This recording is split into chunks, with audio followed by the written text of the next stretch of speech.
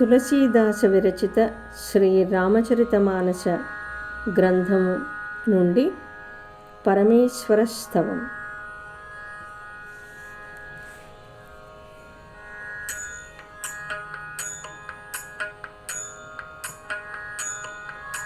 నమామి సమీశాన నిర్వాణరూపం విభుం వ్యాపకం బ్రహ్మవేదస్వరూపం నిజం నిర్గుణం నిర్వికల్పం నిరేహం చిదాకాశమాకాశవాసం భజేహం.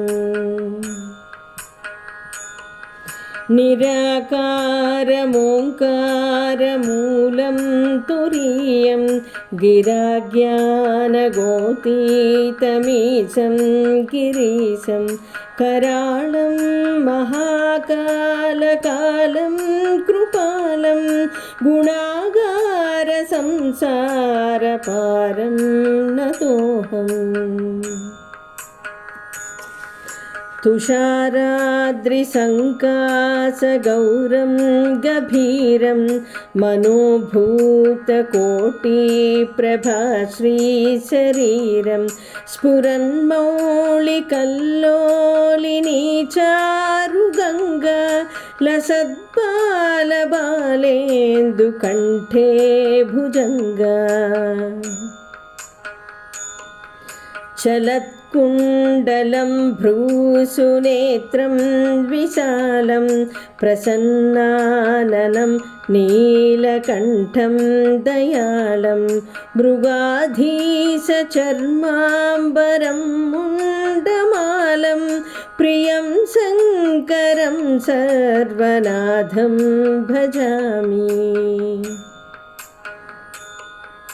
प्रचण्डं प्रकृष्टं प्रगल्भं परेशम् अखण्डम् अजं भानुकोटिप्रकाशं त्रयशूलनिर्मूलनं शूलपाणिं भजेऽहं भवानीपतिं भावगम्यम्. कलातीतकल्याणकल्पान्तकारी सदा सज्जनानं ददाता पुरारी चिदानन्दसन्दोह मोहापहारी प्रसीद प्रसीद प्रभो मन्मधारी. न यावद्भुमानाथपादारविन्दं भजन्तीह लोके परे वानराणां न तावत् सुखं शान्तिसन्तापनाशं प्रसीद प्रभो सर्वभूताधिवासम्.